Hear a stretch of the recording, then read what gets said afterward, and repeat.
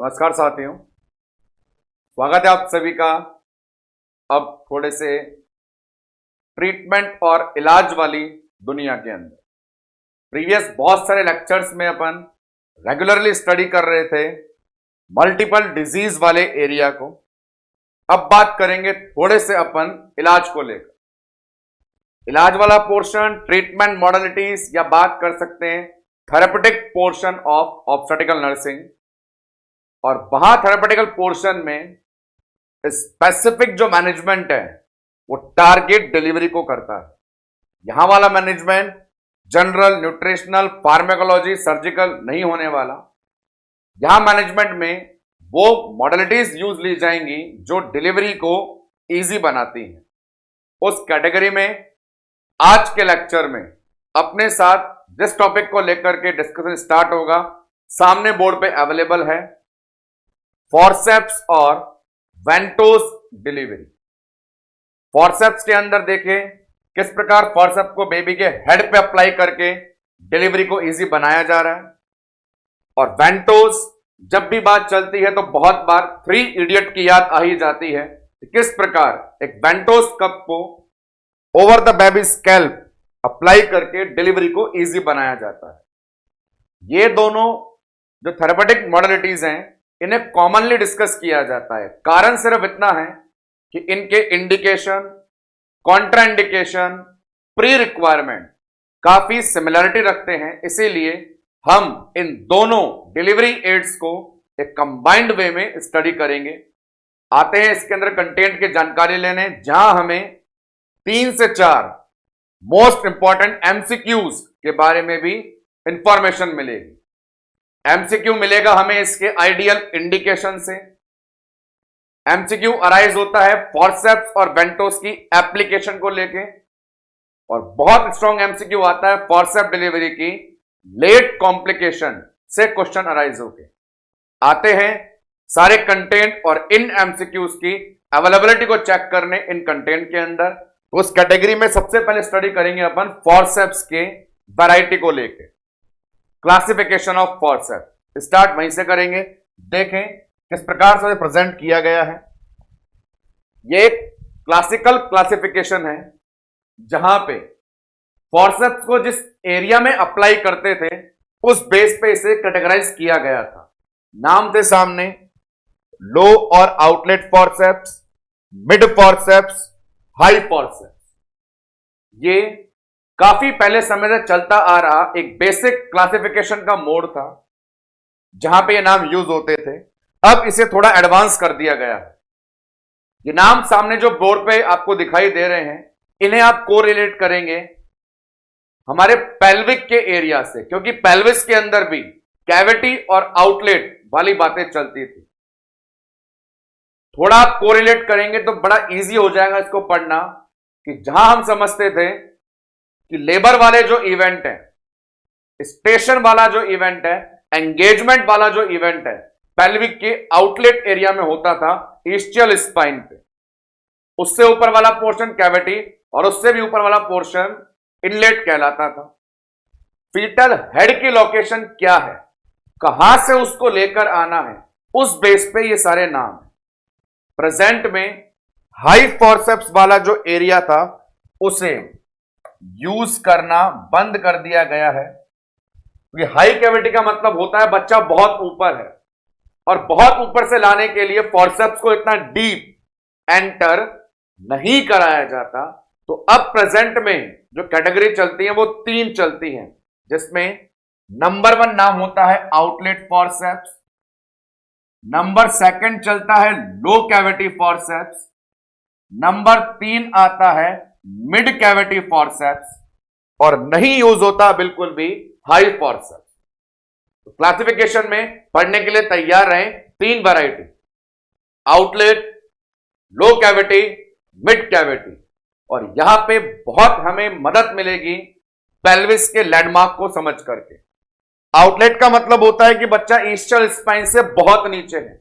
इस आउटलेट के 2 मतलब है। पहला मतलब पेल्विस का आउटलेट, दूसरा female genital organ, external genital organ जिसे वल्वा बोलते हैं, उस वल्वल आउटलेट पे दिखाई देना। मतलब बच्चा बहुत नीचे दिखाई दे रहा है, बोलते हैं उसे +4 स्टेशन। हमने हेड स्टेशन पढ़ा हुआ है, -5 से +5 रेंज होती है। आउटलेट में वो स्टैंड करता है +4 पे। लो कैविटी, मिड कैविटी जो एरिया है, लो कैविटी बताता है कैविटी से नीचे की तरफ है। अब जितना नीचे होता है वो प्लस में जाता है, तो 0 या प्लस। मिड कैविटी बताता है अभी तक बच्चे का सर कैविटी में ही है, स्टेशन पे आया ही नहीं है। जब आता ही नहीं है मतलब ऊपर है, तो -0 या माइनस। तो इस प्रकार की इंफॉर्मेशन को लेकर के अपन लिखते हैं इंफॉर्मेशन, क्लासिफिकेशन ऑफ फॉरसेप्स, उसके टाइप्स का डिस्कशन। जहां सामने बोर्ड पे 3 नाम लिख दिए हैं, आउटलेट, मिड कैविटी, लो कैविटी। आउटलेट में जैसा कि मैंने आपको बताया, आपको लगभग बताना है हेड का स्टेशन +4 वाले एरिया में, बहुत ज्यादा नीचे। लो कैविटी में आपको बताना है नीचे की तरफ, तो नीचे वाला एरिया प्लस। मिड कैविटी में मतलब ऊपर की तरफ एरिया माइनस। इससे डिसाइड होगा बच्चे को कितनी दूरी से डिलीवर करा के बाहर लाना। जितना ज्यादा प्लस में उतना काम आसान, जितना माइनस में उतना काम डिफिकल्ट। तो बात करते हैं इन तीनों के अंदर एक नए नाम को लेकर के, जिस नाम में शामिल होते हैं शॉर्ट कर्व, लॉन्ग कर्व और रोटेटिंग फॉरसेप्स। जी हां, यहां पर आप देखेंगे किस प्रकार हम आउटलेट, लो कैविटी, मिड कैविटी को रिप्लेस करके short curve, long curve, rotating 3 नाम यूज में लेने वाले, 1 बाय 1। कर्व का मतलब होता है फॉरसेप्स जो डिवाइस है, इंस्ट्रूमेंट है, उसकी लंबाई।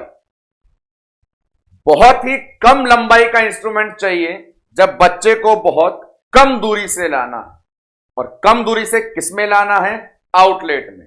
इसीलिए शॉर्ट कर्व जो नाम है आउटलेट के साथ अरेंज कर देता हूं मैं। क्या आउटलेट में बच्चा बहुत नीचे है तो उसे लाने के लिए ज्यादा लंबी फॉरसेप्स नहीं चाहिए, तो नाम आता है शॉर्ट कर्व। अब बात चलती है लॉन्ग कर्व और रोटेटिंग की। रोटेटिंग जैसा नाम ही बोलता है घुमाने वाली। तो यहां अपने को डिसाइड करना है लेबर की मैकेनिज्म से। उस मैकेनिज्म में हेड डिलीवरी से पहले इंटरनल रोटेशन होता है, और वो रोटेशन होता है एंगेजमेंट के बाद। तो बड़े गौर से सुनना है, जहां पे प्लस का निशान है वो इंडिकेट करेगा एंगेजमेंट तो हो ही चुका, लगभग रोटेशन भी हो गया। माइनस स्टेशन इंडिकेट करेगा ना तो एंगेजमेंट हुआ ना रोटेशन हुआ। तो जहां रोटेशन नहीं हुआ वहां चाहिए हमें रोटेशन करवाने वाली फॉरसेप्स। इसीलिए मिड कैविटी वाले एरिया में हमें जिस फॉरसेप्स की नीड है उसका नाम होगा रोटेटिंग फॉरसेप्स। और अब लास्ट वन जो अपने पास रिमेनिंग है लॉन्ग कर्व, वो अपने पास अवेलेबल होगा लो कैविटी में। तो हमारे पास 3 फॉरसेप्स के नए नाम हो चुके हैं तैयार। और वो नए नाम क्या क्या हैं? Short curve, long curve, rotating. वो बेस है, बच्चे को कितनी दूरी से लाना है, घुमा के लाना है या बिना घुमा के लाना है। जब बहुत ज्यादा नीचे है तो बहुत कम लंबी लेनी है, शॉर्ट कर्व। जब माइनस पे है, एंगेजमेंट ही नहीं हुआ, रोटेशन ही नहीं हुआ, तो घुमाने वाली लेनी है, रोटेटिंग। और फिर रिमेनिंग कौन सी? Long curve. अब इन सब के एक एक सूटेबल एग्जाम्पल क्या क्या है, गौर से सुनेगा। शॉर्ट कर्व का बेस्ट एग्जाम्पल होता है रिगले फॉरसेप्स। रोटेटिंग का एग्जाम्पल होता है कीलैंड फॉरसेप्स।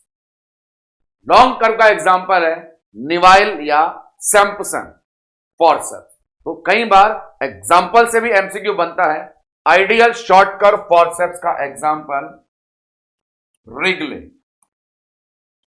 आइडियल रोटेटिंग का example Kielland, and last one long curve का एग्जाम्पल नेवाइल, या एक बात और होती है अपने पास सिम्पसन।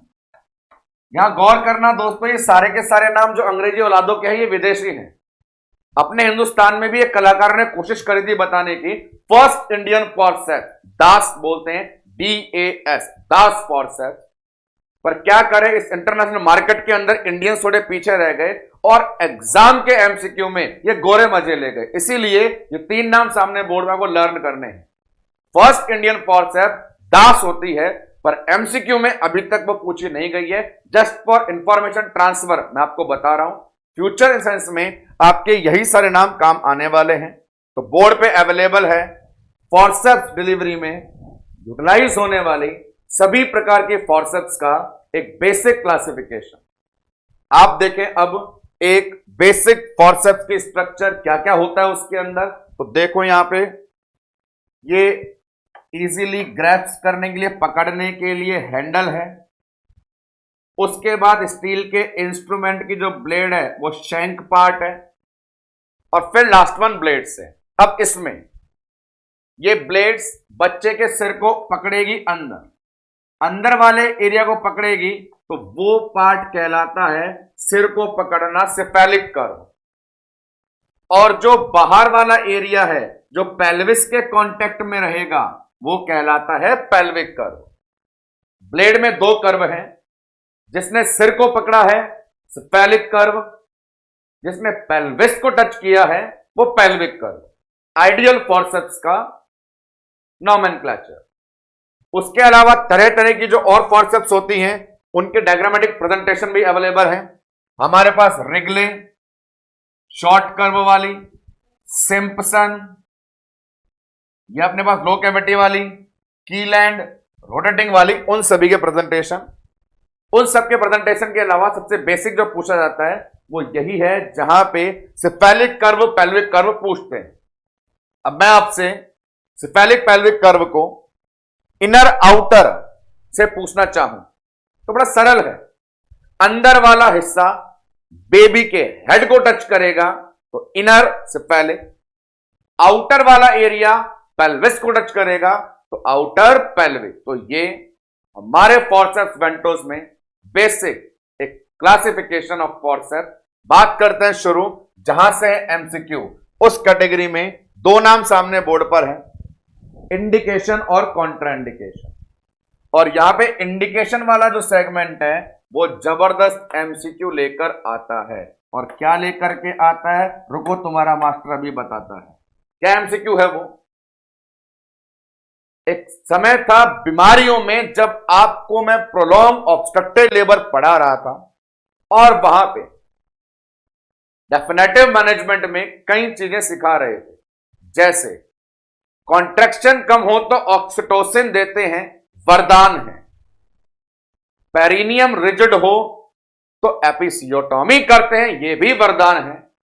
उस समय बताया था मैटरनल डिस्ट्रेस वाली कंडीशन हो तो फॉरसेप्स वेंटोस यूज करते हैं, यह आपको याद रखना था। तो उस लिहाज से पहला MCQ यही है, आइडियल इंडिकेशन, चाहे हो वेंटोस चाहे हो फॉरसेप्स, दोनों के अंदर आइडियल इंडिकेशन एक ही है। और उस आइडियल इंडिकेशन का नाम क्या था?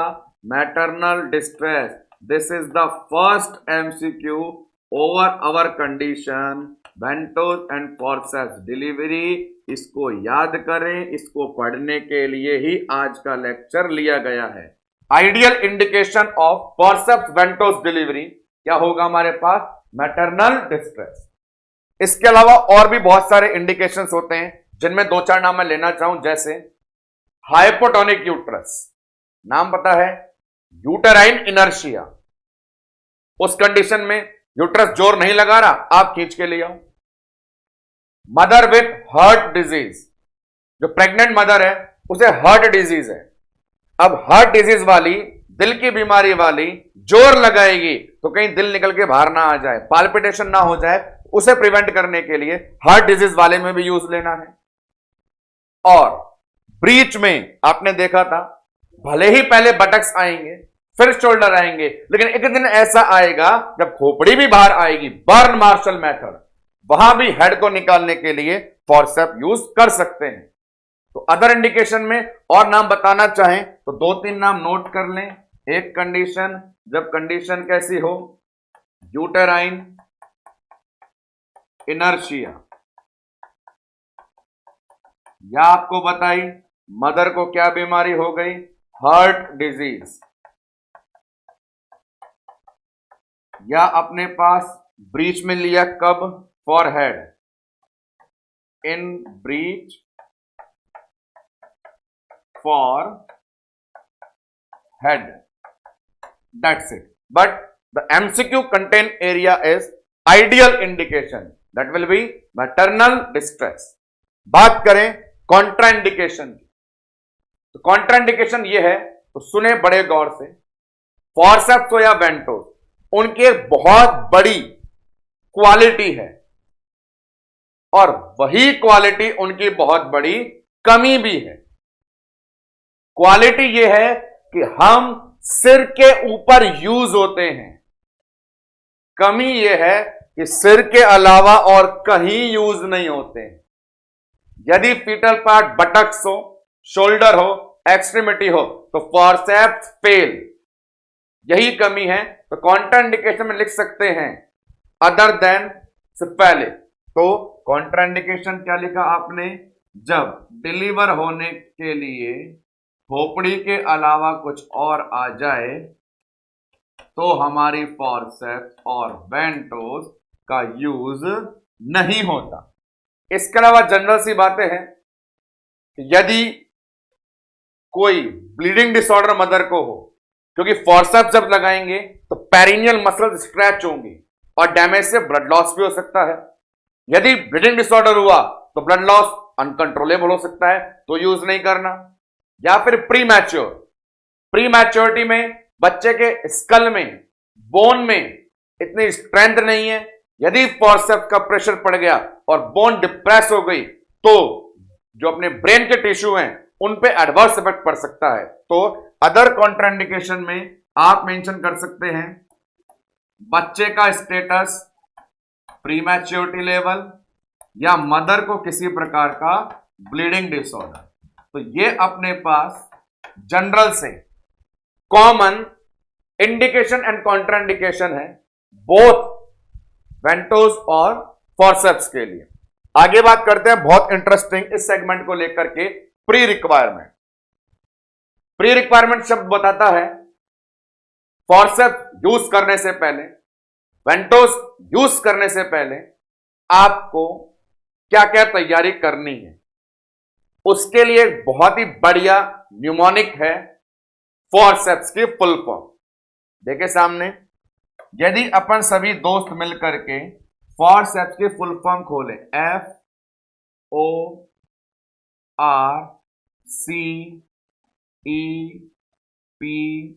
FORCEPS, इस फॉरसेप्स की फुल फॉर्म खोल दें तो आपको सारे के सारे जितने भी प्री रिक्वायरमेंट हैं वो समझ में आ जाएंगे. एफ से होता है फुल सर्वाइकल डायलेशन, रास्ते से बच्चे को लाने के लिए रास्ता पूरा खुला होना चाहिए. O, ऑब्स्ट्रक्शन इज एब्सेंट, जिस रास्ते से बच्चे को लाएंगे बीच में कहीं रुकावट नहीं होनी चाहिए. R, रप्चर ऑफ मेम्ब्रेन, क्योंकि बच्चे के सिर पे लगाएंगे और सिर पे तभी लगा पाएंगे जब वो पानी की थैली से बाहर होगा, rupture of membrane. C, CPD, सेफेलोपेल्विक डिस्प्रपोर्शन, मतलब सिर ज्यादा बड़ा और पेल्विस थोड़ा सकरा नहीं होना चाहिए. बड़े सिर और सिकुड़े पेल्विस में बच्चे बाहर नॉर्मल रास्ते से नहीं निकल पाते हैं, इसीलिए CPD एब्सेंट होना चाहिए. E, एम्प्टी ब्लैडर, मूत्राशय खाली, नहीं तो रास्ते में कर देगा रुकावट. P, प्रेजेंटेशन, अपन ने पढ़ा सिर के अलावा कहीं नहीं, प्रेजेंटेशन शुड बी सिफेलिक.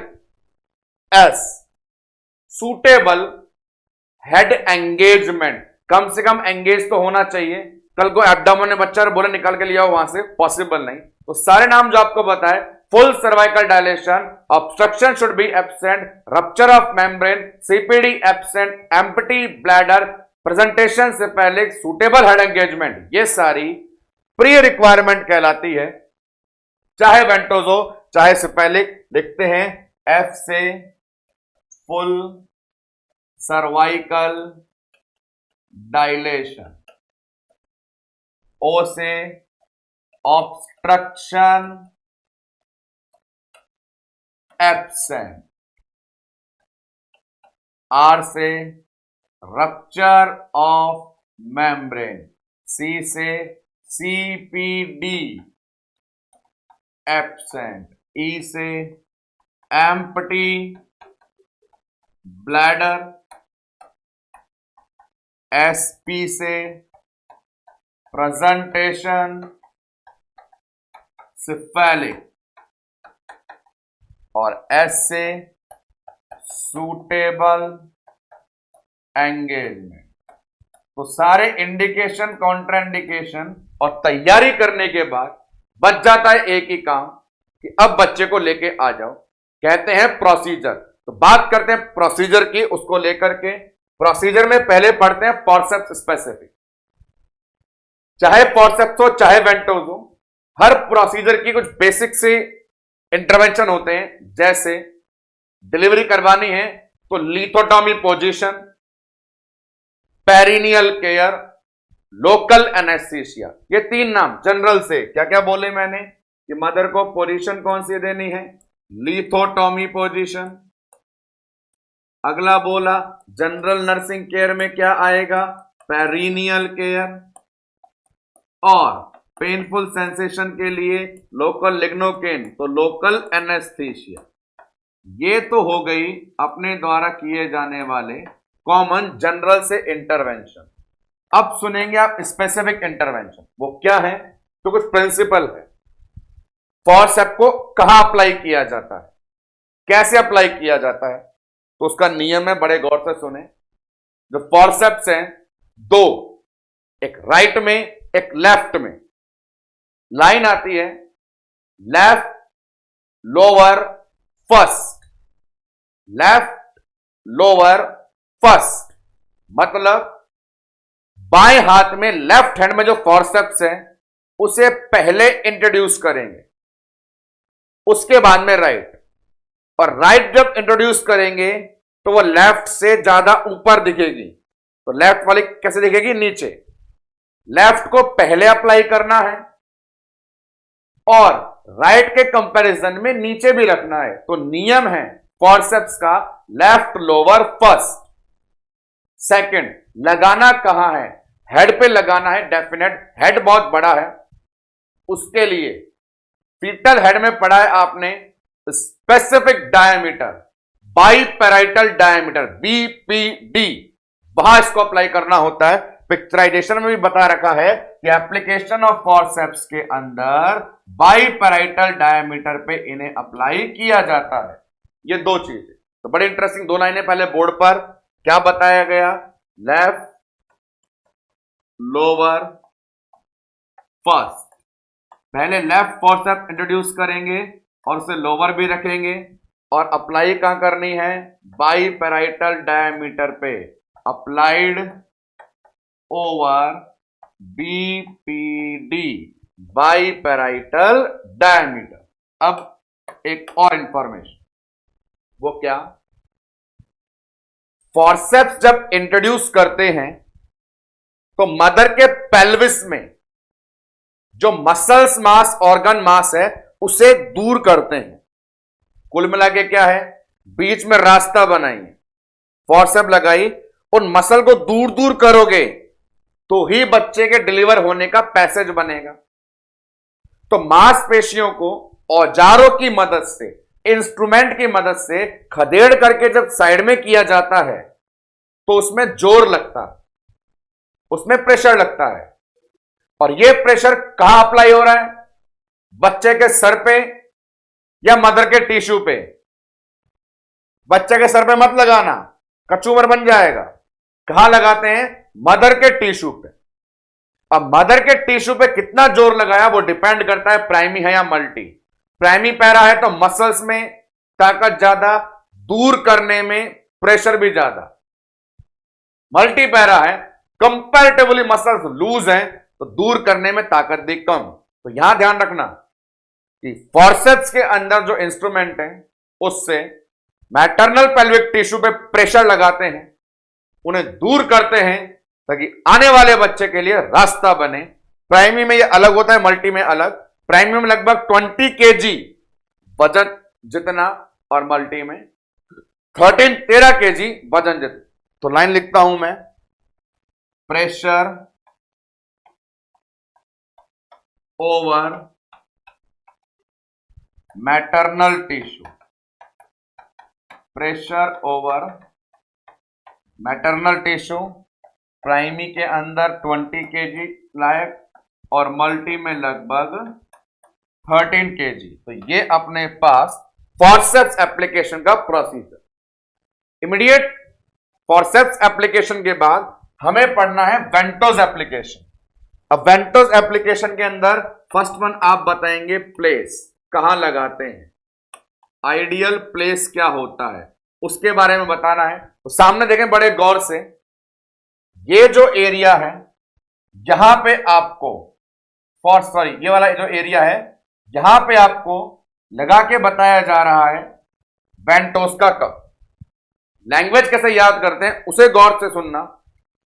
ये अपने पास एंटीरियर फंटेनल है, ये अपने पास पोस्टीरियर फंटेनल है, और पोस्टीरियर फंटेनल में ये फ्लेक्शन पॉइंट बताया जा रहा है। ये पॉइंट होता है पोस्टीरियर फंटेनल से 3 सेंटीमीटर आगे, पोस्टीरियर फंटेनल से 3 सेंटीमीटर आगे। तो लाइन बनती है 3 सेंटीमीटर एंटीरियर टू लैम्डा। वेंटोस की जो एप्लीकेशन की जाती है उस आइडियल प्लेस का नाम है 3 सेंटीमीटर एंटीरियर टू लैम्डा, जहां पे लैम्डा का मतलब क्या है, पोस्टीरियर फंटेनल। अब अपने पास समय है सेकंड एमसीक्यू बताने का। पहला एमसीक्यू, आइडियल सेकंड एमसीक्यू सामने आ रहा है, यहां भी प्रेशर की बात चलेगी। फॉर्सेप डिलीवरी में जो प्रेशर अप्लाई कर रहे थे वो मैटरनल पेल्विक टिश्यू पे था। वेंटोस के अंदर जो प्रेशर अप्लाई करते हैं वो डायरेक्ट बच्चे के स्कैल्प पे होता है।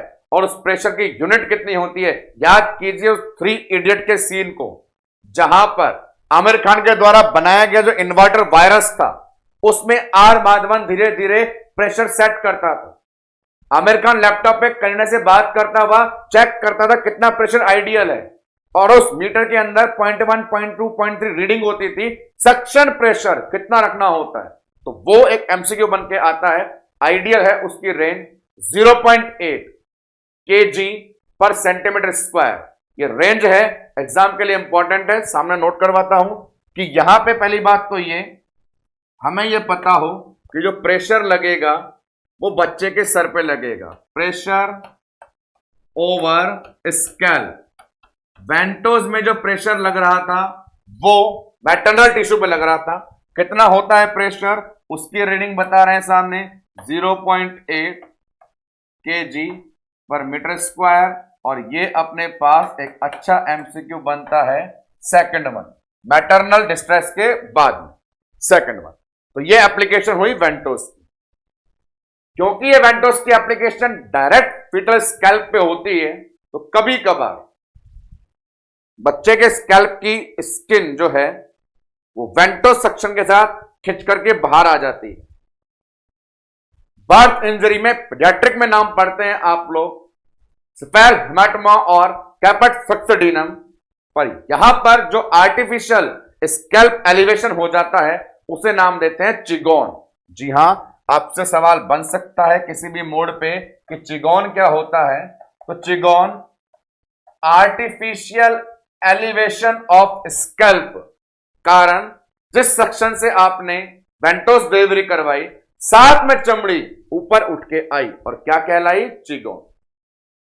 वेंटोस एप्लीकेशन फिनिश करते हैं अपने इस फर्स्ट प्रोसीजर को बता करके इसमें अवेलेबल कॉम्प्लिकेशन।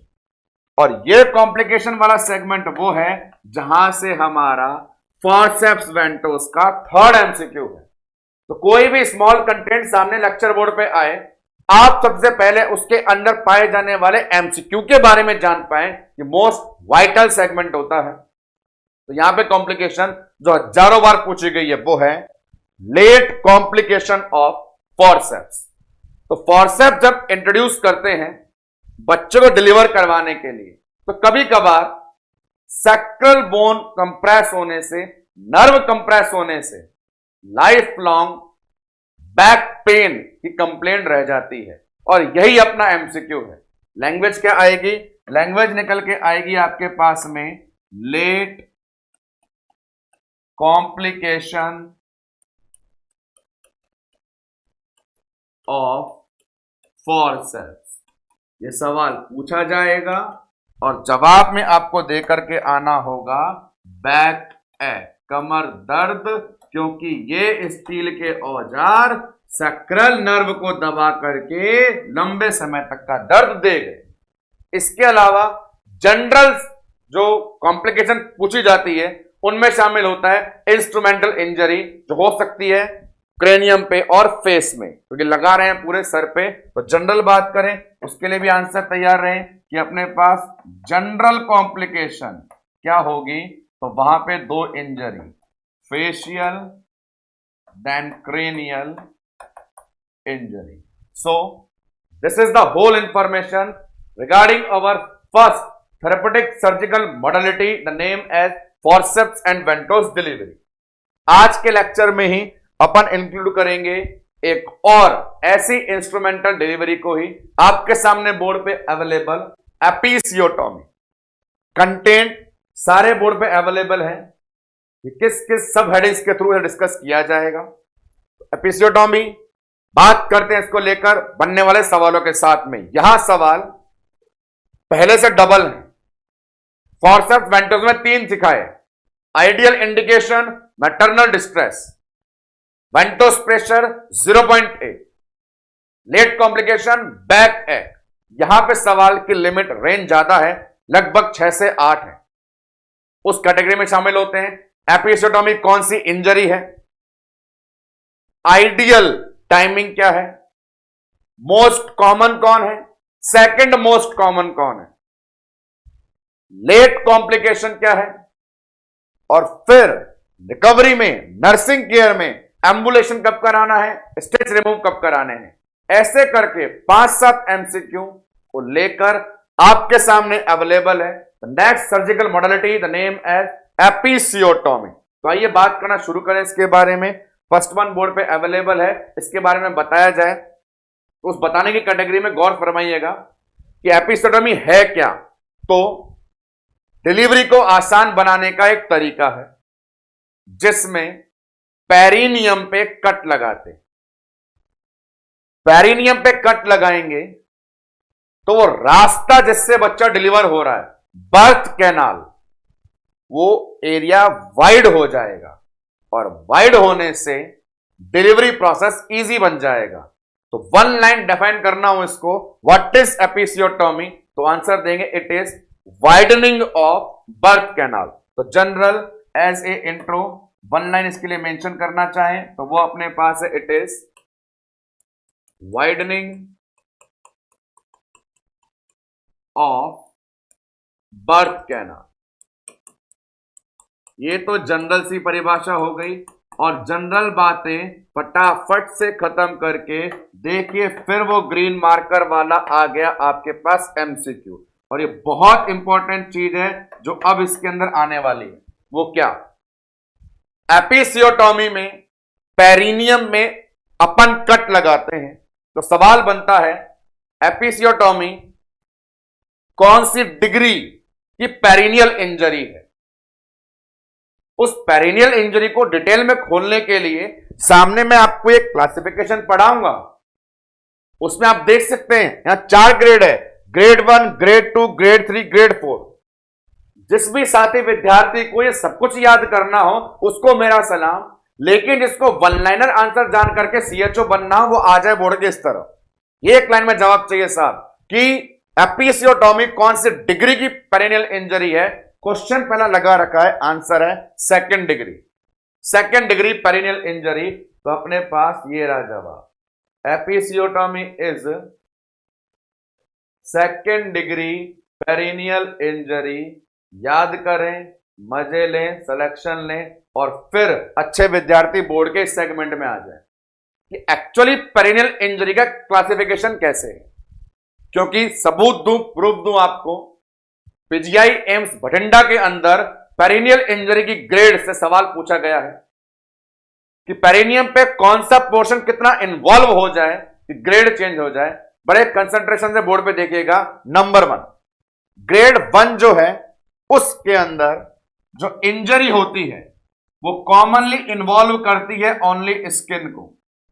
हमारी बॉडी की बात भी करें, सबसे बाहर प्रोटेक्टिव लेयर चमड़ी होती है, सिर्फ चमड़ी कटे और कुछ ना हो, वो ग्रेड 1 है। आगे ग्रेड 2 में एडवांस बता दूं मैं आपको, 3 जने आने वाले हैं। स्किन, उसके नीचे मसल्स और उसके नीचे म्यूकोसा मेम्ब्रेन, वेजाइनल म्यूकोसा, ये 3 जने ग्रेड सेकंड में। तो ग्रेड सेकंड में देखो क्या शामिल है। ग्रेड सेकंड के अंदर ग्रेड 1 मतलब स्किन तो आ ही गई, उसके अलावा प्लस किसको कर दिया, मसल्स को, और यहां पे प्लस कर देता हूं मैं म्यूकोसा को। तो कितने जने आ गए, 3 जने। सेकेंड डिग्री इंजरी में 3 इन्वॉल्व है।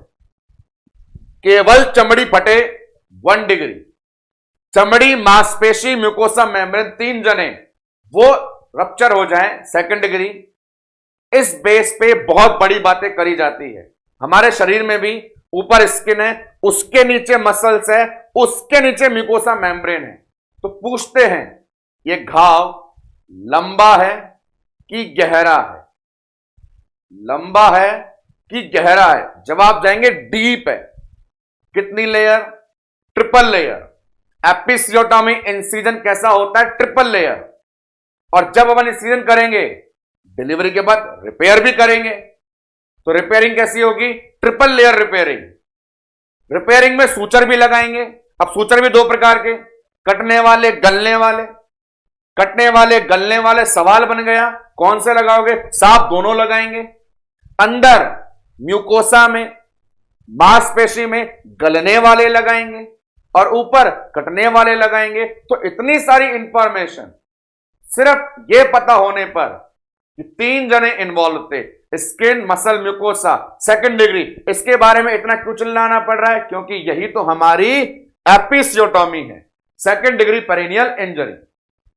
ग्रेड 3 में जब अपन गए तो वहां पे एक्सटर्नल, इंटरनल, एनल के स्फिंक्टर, एनस के जो स्फिंक्टर होते हैं, एक्सटर्नल, इंटरनल, उन्हें भी इन्वॉल्व कर लिया गया।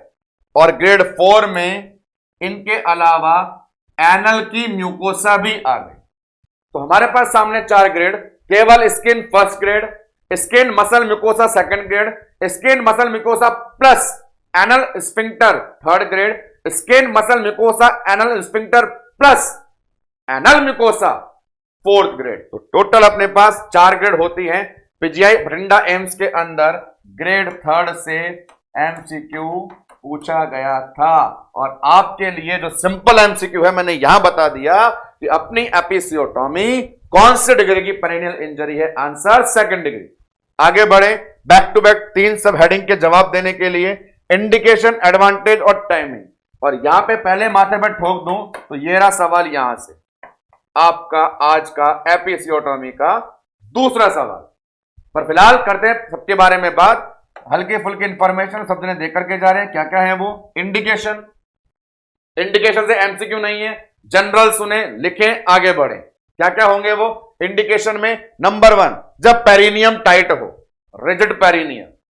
नंबर 2 एक कॉमन कॉन्सेप्ट बन गया है वर्तमान के समय में कि जो प्राइमी मदर्स हैं, फर्स्ट टाइम वजाइनल डिलीवरी जो मदर्स होती हैं उनमें एपी कॉमन होता है, तो प्राइमी।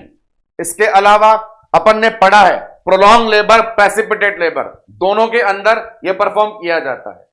इसके अलावा रिवाज नहीं है, ट्रेडिशन नहीं है, परंपरा नहीं है, फिर भी यह देखा जाता है जिसका पिछला बच्चा एपिसियोटोमी से आया है, इस बार भी चांसेस हैं एपिसियोटोमी के। तो ये सारे जनरल से इंडिकेशन है, बड़ा सारा एमसीक्यू नहीं है, तो उन्हें नोट डाउन कर लेते हैं। क्या क्या मेंशन करवाया आपसे, जब पेरिनियम ही रिजिड हो तो रिजिड पेरिनियम। इसके अलावा बोला कॉमन कंसेप्ट बन गया प्राइमी मदर्स के साथ, तो प्राइमी पैरा। दो लेबर जिनमें अपन ने इसको किया था, पढ़ लिया अपन ने वहां पर में, प्रोलॉन्ग लेबर में और प्रेसिपिटेट में। इसके अलावा आपको मैंने बताया यदि किसी मदर को प्रीवियस हिस्ट्री हो। चलिए बात करते हैं इन दो की एडवांटेज। फायदा क्या है भाई, तो फायदा क्या है वो चीज आप इससे सीखेंगे। हम काट के आएंगे तो ग्रेड सेकंड तक जाएंगे, वो सोच समझ के है, और अपने आप पट गई तो पता नहीं वो 4 ग्रेड तक भी पहुंच सकती है। तो क्या करके आ रहे हैं, हम जो चाहते हैं वो हो जाए, जो ना चाहते हैं वो ना हो जाए। लैंग्वेज है it is wanted incision to prevent unwanted rupture. यही लाइन आपको यहां मेंशन करनी है। What is the advantage of episiotomy, your answer will be to prevent unwanted rupture. हम पहले ही रास्ता दे करके आ गए, जबरदस्ती वो धूम मचाता तो पता नहीं पेरिनियम को कहां से कहां पहुंचाता। इसीलिए general C line to prevent unwanted rupture. और फिर 5 सितारों के साथ लिखी जाएगी वो लाइन जब आएगा समय टाइमिंग को लेके। कब करते हैं, कब करते हैं उसको लेकर के जो लाइन है वो सुने, पूरी सुनना, नहीं तो आधी बार सिर्फ क्राउनिंग याद रह जाता है। Second stage of labour, mechanism of labour, event number 5, engagement, descent, flexion, internal rotation, then crowning. अब क्राउनिंग में सिर्फ क्राउनिंग याद नहीं करना, नहीं तो एग्जामिनर ऐसे ऑप्शन रखेगा, at crowning, after crowning, before crowning. तो उसका एग्जैक्ट आंसर है जस्ट बिफोर क्राउनिंग। क्योंकि एक बार यदि क्राउनिंग हो गया, हेड का फिक्सेशन जेनिटेलिया पे हो गया, तो एपिसियोटॉमी सीजर को इंसर्ट करने का भी स्पेस आपको नहीं मिलेगा। इसलिए बेस्ट टाइमिंग का आंसर है जस्ट बिफोर क्राउनिंग। ये चीज आपको याद करनी है, और ये हमारे पास एक बहुत अच्छा एमसीक्यू भी है। तो सामने बोर्ड पे लिखा टाइमिंग को लेकर के बात, just before crowning, the MCQ number 2 from the portion of episiotomy. The first MCQ was episiotomy is which grade perineal injury? Your answer will be 2nd degree. And the now question is what is the ideal timing to perform episiotomy? The answer will be just before the crowning. अब इसके बाद करेंगे हम बात इसके types को लेकर के। सामने बोर्ड पर देखें उनका प्रेजेंटेशन, लैंग्वेज में भी पढ़ेंगे। Types of episiotomy, mediolateral, median, lateral, J shape, और सेम वहां भी परफॉर्म करके बता रखा है। इन्हीं को अपने को डिटेल डिस्कशन में लेना है। एक बहुत अच्छी बात बताऊं मैं, सामने सिर्फ जो नाम लिखे हुए हैं उनसे फिर आपके 2 एमसीक्यू तैयार बैठे हैं। 4 हो जाएंगे नंबर दोस्तों। 2 पढ़ लिए, वो 2 कौन कौन से हैं तो देखिएगा, मोस्ट कॉमन टाइप और फिर सेकंड मोस्ट कॉमन टाइप। कई बार ऐसा ही होता है, सब जने फर्स्ट रैंक पे कौन आया वो याद रख लेते हैं, सेकंड का जब टर्न आता है तो बत्ती गुल हो जाती है। जैसे सवाल पूछते हैं कई लोग कि चांद पे पहला कदम किसने रखा था, नील आर्मस्ट्रॉन्ग, फिर दूसरा किसने रखा, बच्चे बोलते दूसरा उसी का था, पर ऐसा नहीं। सामने देखो, first common and second most common दोनों के जवाब आपको आने चाहिए। बोर्ड पे लिख देता हूं, चारों वैरायटी में से मोस्ट कॉमन कौन सी है, तो ये रहा अपना मोस्ट कॉमन का आंसर।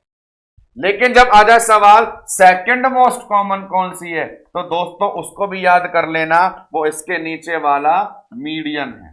तो एक अपने पास मीडियन सेकंड मोस्ट कॉमन और एक मोस्ट कॉमन मीडियोलैटरल। अब समझेंगे ये कहना क्या चाहते हैं, एक एक करके इन सब की बातों को क्या बोलना चाहते हैं उस प्रेजेंटेशन में आप यहां देख लीजिए, मैं बता देता हूं।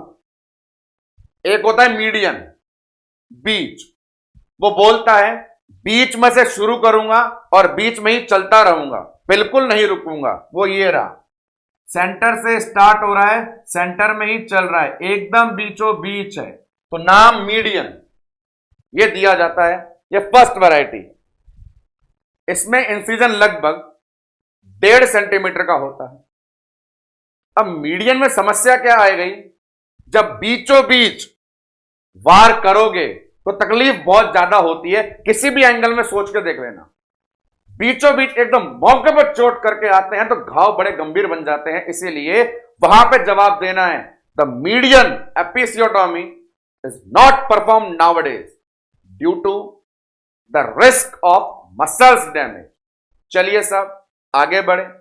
मीडियन के बाद एक बात आती है लेटरल की, जो प्रेजेंटेशन में नहीं है वो दिखा देता हूं मैं। वहां पे क्या होता है लेटरल के अंदर, यहां पे जो स्टार्टिंग पॉइंट है वो ये बोलता है साइड में से शुरू करूंगा और साइड में ही जाऊंगा, तभी तो मेरा नाम लेटरल है। यदि बीच में से शुरू करके बीच में ही जाता तो मैं मीडियन कहलाता। साइड से शुरू करके साइड में जाऊंगा तो लेटरल कहलाऊंगा। ठीक है भाई, बीच में जाने से क्यों रोका, मसल डैमेज का रिस्क था। साइड में, जी हां साइड में भी रिस्क मिलेगा। वो क्या, फीमेल जेनिटल ऑर्गन वल्वा के अंदर ओपन होती है बार्थोलिन डक्ट की ओपनिंग, और वो बार्थोलिन डक्ट जो रास्ता है वो साइड से गुजरता है। और अब साइड में जाएंगे तो बार्थोलिन डक्ट काट के आ जाएंगे। तो लैटरल एपिसियोटोमी भी करना बंद कर दिया। क्यों, खतरा किसका, बार्थोलिन डक्ट का। तो अजीब समस्या है, बीच में जाऊं तो मसल कट जाए, साइड में जाऊं तो बार्थोलिन कट जाए। अरे कहां जाऊं, तो तीसरा क्या आया, दोनों का समाधान मीडियोलैटरल। बीच से शुरू करो और थोड़ा बीच में चलो, ज्यादा मत चलो तो मसल बच गई, और फिर बाद में साइड में आ जाओ तो बार्थोलिन भी बच गई। वो चीज ये रही कि आप स्टार्ट बीच से हुए और बीच में ही गए, लेकिन कुछ टाइम बाद आप साइड में गए, तो दोनों को बचाने वाली जो वैरायटी है मीडियोलैटरल कहलाती है, और उसी को मॉडिफाई करके जे शेप कहा जाता है। तो ये 4 चीजें इनसे पता चल रही है अपने को कि हमारे पास जाना मीडियल, मसल डैमेज का खतरा, साइड से शुरू होकर साइड में जाना लेटरल, बार्थोलिन डक्ट का डैमेज का खतरा, और दोनों खतरे से बचना हो तो मीडियोलैटरल, जिसे मॉडिफाई करके बोल दिया जे शेप। अब जे शेप का और डिस्कशन देख लेते हैं, वो क्या चीज है। ये देखो इस प्रकार से ये जा रहा है इधर, ये इधर जाता है तो बोलते हैं भैया ये वाला एरिया राइट है। ज्यादा मुझे राइट में ही आते हैं क्या, नहीं नहीं क्या बात कर रहे सब, इधर भी जा सकते हैं। इधर चले गए तो बोल देंगे लेफ्ट है।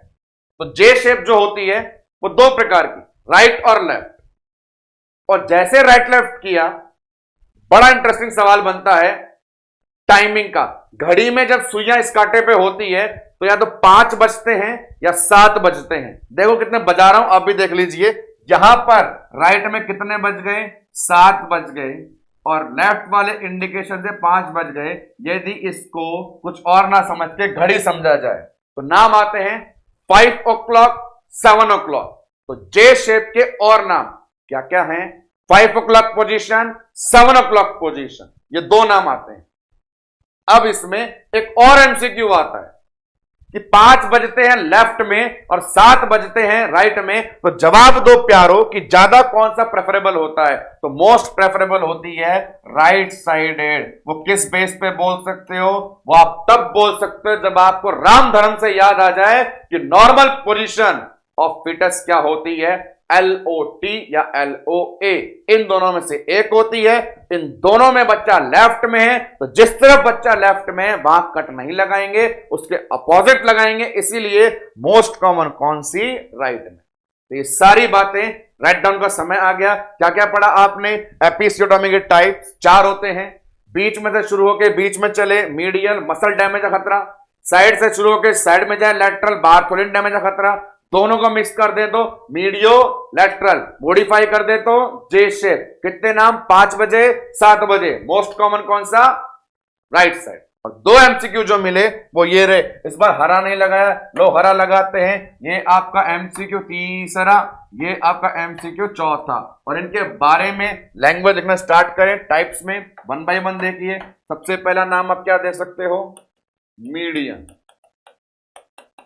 तो मीडियन के लिए क्या क्या बोलोगे, उसके लिए तैयार हो जाए। मीडियन में क्या बोलोगे? कहां चलता है? एकदम सेंटर में। खतरा किसका देता है? मसल डैमेज का। मैक्सिमम इंसिजन कितना बताया? 1.5 सेंटीमीटर। और इसको क्या बोला तुमने? Second most common. बात करें अगले वाले की, मीडियन के बाद में किसका नाम लिया दोस्तों? लैटरल का नाम लिया। अब लैटरल के लिए क्या बोला? कहां जाएगा? ये साइड में। और साइड में जाएगा तो डैमेज का खतरा किसको बताया? Bartholin duct damage. चलिए ये बात, लास्ट वन बात करिए अपन ने किसको लेकर के, जो अपने पास मोस्ट कॉमन थी। क्या नाम था उसका? मीडियो लैटरल। अब ये जो मीडियो लैटरल थी, इसी को आपने मॉडिफाई करके क्या बताया? जे शेप। यही शेप कौन सी है? जे शेप है। जे शेप के अलावा ये मोस्ट कॉमन है। घड़ी में कितने बजे? 5 या 7 बजे। कॉमन एपिसियोटोमी कौन सी है? राइट साइड है। और मैक्सिमम इंसिजन कितना? 2.5 centimetre. So this is the whole information regarding the variety and types of episiotomy. Now we have to move forward upon the procedure aspect, कि प्रोसीजर में क्या क्या steps होती हैं। तो पहले बेसिक स्टेप जो बताई, lithotomy position, perennial care, local anaesthesia. फिर लगाओ इंसीजन। इंसीजन की क्वालिटी क्या बताई? लंबा कि गहरा? गहरा। कितना गहरा? Single layer, double layer, triple layer? तो ट्रिपल लेयर। अब ट्रिपल लेयर गहरा है तो वहां पे मैंने ये भी सिखाया कि सूचरिंग कैसी, एब्जॉर्बेबल नॉन एब्जॉर्बेबल। आंसर देंगे बोथ। जो इनर है वो एब्जॉर्बेबल, जो आउटर है वो नॉन एब्जॉर्बेबल। तो ये सारी बातें जो आपने पढ़ी वो इन प्रोसीजर में लिखी जाएंगी। और इस प्रोसीजर के अंदर ही 2 लाइन चमका के बतानी होती है। वो क्या है? फर्स्ट वन, चाहे डिलीवरी नॉर्मल हो, सिजेरियन हो, एपिसियोटोमी हो, एम्बुलेशन चलने के लिए सलाह देते हैं पहले दिन के बाद, 24 घंटे बाद। पहला। दूसरा, सिजेरियन वाली और एपिसियोटोमी वाली पूछती है जो टाके लगाए थे काटने वाले कब कटवाने हैं? जवाब आता है 5th और 6th डे, 5वें और 6ठे दिन। तो ये 2 बेसिक इंटरवेंशन भी यहां इन्वॉल्व किए जाते हैं। तो आइए प्रोसीजर में वो सब कंटेंट लिखे जो हमने डिस्कशन में थे पढ़े। तो यहां पे बैक टू बैक उनकी सीरीज आ रही है। अपने पास नंबर 1 जनरल क्या बताया? पोजीशन जिंदाबाद, लिथोटोमी। नर्सिंग जिंदाबाद, पेरिनियल केयर। फार्मेकोलॉजी जिंदाबाद, लोकल एनेस्थीसिया। चलो भैया करो तैयारी। अब तैयारी में अगला क्या करना है? अगला लगाना है अपने को इंसीजन। तो अपने बोला वैरायटी किसके बारे में? इंसीजन के बारे में। एक एक क्वालिटी बताते जाओ। कैसा है? गहरा है, डीप है। कितनी कटेगी? 3 लेयर। तो ट्रिपल लेयर कटिंग। सूचर कैसे होंगे? दोनों, बोथ। कटने वाले, गलने वाले। गलने वाले एब्जॉर्बेबल, काटने वाले नॉन एब्जॉर्बेबल। और बड़ी ही धमाकेदार चीज, एम्बुलेशन। माता राम को पोस्ट प्रोसीजर चलने फिरने के लिए कब बताना है? After 24 hour. और टाके कब कटाने हैं? स्टिच रिमूवल के लिए टाइमिंग क्या बताया आपको? 5 से 6ठा दिन। तो ये जो बेसिक इंफॉर्मेशन होती हैं, यहां से भी एमसीक्यू बनते हैं। इनके अंदर ये जो लास्ट के जो 2 पॉइंट लिखवाए हैं, इनसे एमसीक्यू हमने एग्जाम में देखे हैं कि पोस्ट प्रोसीजर एम्बुलेशन, फिर चाहे वो नॉर्मल डिलीवरी का हो, सिजेरियन का हो या एपिसियोटोमी का हो, कॉमनली ही लेकर के रन होता है। आइए एंड करते हैं इस वाले प्रोसीजर को भी पढ़ करके अपन। ये वाला एस्पेक्ट हेडिंग है कॉम्प्लिकेशन, और लास्ट एमसीक्यू वेट कर रहा है आपका इस सेगमेंट। कॉम्प्लिकेशन, 2 कॉम्प्लिकेशन, इमीडिएट और डिले या रिमोट। तुरंत। अब तुरंत तो क्या होता है? जब कट लगता है तो पेन और कटने से ब्लीडिंग। लेकिन एक बहुत कॉमन मिस्टेक है जो अनएक्सपर्ट हैंड से होने के चांसेस रहते हैं। वो क्या? परफेक्शन नहीं हो हाथों में तो वुंड, इंसीजन छोटा बड़ा लग जाता है, कहते हैं इंसीजन एक्सटेंशन। तो कॉम्प्लिकेशन कैटेगरी में आप शामिल करेंगे पहले तो दो नाम, एक नाम आएगा इमीडिएट और एक आएगा डिलेड, और डिले को ही आप बोल सकते हो रिमोट। बात करें इमीडिएट की तो नाम दिए बड़े सरल सरल से कि इंसीजनल पेन, इंसीजनल ब्लीडिंग, और खुद इंसीजन का प्रॉपर मेजरमेंट नहीं लिया तो इंसीजन एक्सटेंशन। बात करें डिलेड रिमोट में तो ये वो एरिया है जहां से एपिसियोटोमी का लास्ट एमसीक्यू अभी भी बचा है कि ये सवाल पूछते हैं most common delayed, late, remote complication. तो देखो एपिसियोटोमी में शरीर के ऐसे जगह पर जाकर के आप काट के आए हो जो पूरा जॉइंट कहलाता है, और वहां कट लग जाए तो एक बार जो नेचुरल चीज हट जाए वो पहले की तरह जीवन में दोबारा कभी ना हो पाए। तो मसल वीकनेस से परफॉर्मेंस पे फर्क पड़ता है, क्योंकि परफॉर्मेंस सारा दोस्तों मांसपेशियों का ही तो खेल होता है। थोड़े बड़े हो जाओगे और जब मैदान में आओगे समझ जाओगे कि मांसपेशी का ही सारा खेल है। हेडिंग मेंशन है डिस्पेरियूनिया। डिस्पेरियूनिया टर्म का मीनिंग है पेनफुल सेक्सुअल इंटरकॉर्स, क्योंकि सेक्सुअल इंटरकॉर्स में यदि मसल्स में नहीं होगा फुल इरेक्शन तो वहां पे नहीं बचेगा सिवाय दर्द के और कुछ। इसीलिए मसल वीकनेस से सेक्सुअल एक्टिविटी डिस्टर्ब होती है, पेन की सेंसेशन होती है, टर्म है डिस्पेरियूनिया। और इसके साथ आपका एपिसियोटोमी सर्जिकल प्रोसेस का भी एंड होता है। तो जैसा कि दोस्तों आज के लेक्चर में शामिल कर रहे थे अपन डिलीवरी को आसान करने वाले सर्जरीज को पढ़ने की कैटेगरी, नाम आए common forceps ventouse and second one episiotomy. एक बार गो थ्रू हो जाएं कंप्लीट लेक्चर डिस्कशन को लेकर के। तो फॉर्सेप्स वेंटोस दो नाम, सबसे पहले इनका क्लासिफिकेशन से लर्न हुए हमें तीन सेगमेंट, तीन अलग अलग नाम, outlet short curve Wrigley, mid cavity rotating Kielland, low cavity long forceps Neville. फिर जनरल इंफॉर्मेशन स्ट्रक्चर के बारे में सवाल नहीं, सवाल धमाकेदार, ideal indication maternal distress, forceps mnemonic full form, जबरदस्त सवाल, प्रोसीजर से अप्लाई कहां करोगे, बाइपैराइटल डायमीटर पे। एक और सवाल, वेंटोस का प्रेशर कितना, 0.8। Then after important MCQ late complication, answer backache. After that episiotomy, first question कौन सी ग्रेड है, second degree perineal injury. Next one ideal timing क्या है, जस्ट बिफोर क्राउनिंग। टाइप्स में मोस्ट कॉमन कौन है और सेकंड मोस्ट कॉमन कौन है। नेक्स्ट वन मसल डैमेज का खतरा किसमें, मीडियन। बार्थोलिन डक्ट डैमेज का खतरा किसमें, लैटरल। मोस्ट कॉमन जे शेप। घड़ी में कितने बजे, 5 बजे 7 बजे, और उसमें भी कॉमन कौन सा, right side. After that procedure में, पूरे प्रोसीजर होने के बाद चलना फिरना कब, 24 घंटे बाद। टाके कब हटेंगे, 5 से 6 दिन बाद। कॉम्प्लिकेशन डिलेड कॉम्प्लिकेशन, आंसर डिस्पेरियूनिया, जो काफी पूछा जाता है। तो ये अपने पास थेरेपेटिक ऑब्स्टेट्रिकल नर्सिंग के सर्जिकल पोर्शन में दो नाम, और भी कई सारे नाम शामिल है उनमें सिजेरियन, डिस्ट्रक्टिव ऑपरेशन, डिस्कस होंगे अपने नेक्स्ट सक्सेसिव लेक्चर में। पर आज के लेक्चर में इतनी इंफॉर्मेशन के साथ ही इसे स्टॉप करते हैं। धन्यवाद।